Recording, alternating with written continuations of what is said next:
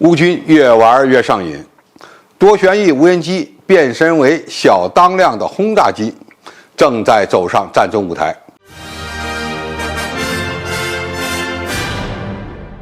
观众朋友，大家好，我是付延绍。许多人认为，俄乌冲突是一场与第一次世界大战相似的堑壕战，而多旋翼无人机正在从侦察机转向小当量的轰炸机，对战壕内的士兵构成了严重挑战。今天我们有必要了解一下乌克兰军队使用多旋翼无人机进行训练的新情况，这对各国军队都有一定的启发意义。据战区网站专栏报道，乌克兰军队开始对使用无人机投掷手榴弹的战术进行训练。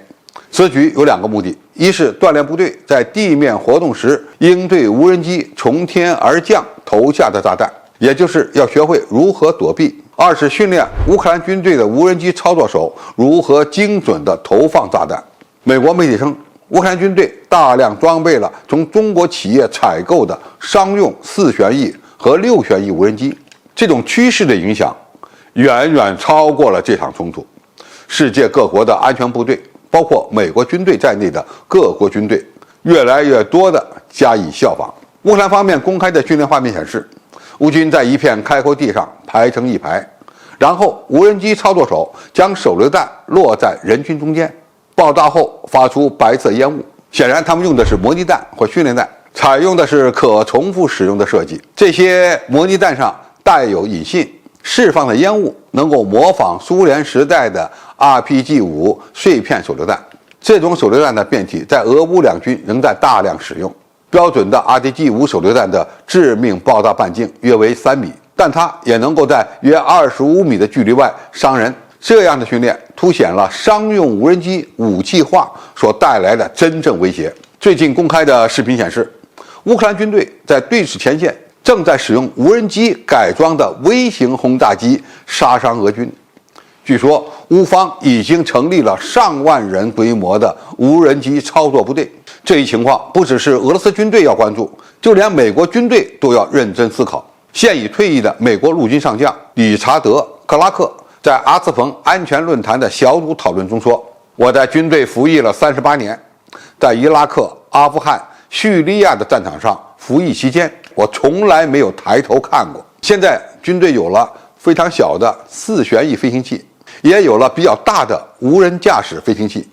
美国军队不会总能拥有没有空中威胁的那种设施。对美国军队来说，在经过多年几乎没有任何空中威胁的行动之后，近年来一直在努力重建其短程防空能力。无人机构成的威胁，包括蜂群无人机的威胁，一直是美军努力的一个特殊驱动力，而乌克兰战争只是在这方面提供了额外的动力。在美国人看来，中国军工已经开始推销蜂群无人机，在战场上将是 bug 一样的存在。现在的问题是，多旋翼无人机的发展会对地面步兵的作战造成什么影响呢？首先，就像美国人所说的，士兵将不得不时时关注来自头顶上的威胁，单兵要有防范空中打击的风险意识和躲避的技巧。其次，意味着堑壕战面临着前所未有的挑战，因为多旋翼无人机将战场的视野立体化。堑壕从传统的地平面视角来看是一条防线，对士兵有很好的保护性，但是在无人机看来则毫无安全性和秘密性可言。所以如果没有系统的反无人机的措施，再想利用战壕稳定阵线，可能会给本方的士兵带来严重的生命威胁。最后，列装便携式的反无人机装备将会成为未来的一种大趋势。在一线地区部署对低小慢目标进行预警的雷达也非常重要。中国是商用多旋翼无人机的第一生产销售国，未来也需要开发更多的便携式的反无人机设备，因为各个国家的军队都需要，可以说前景一片大好。总体而言，多旋翼无人机变身为小当量轰炸机的时代已经来了。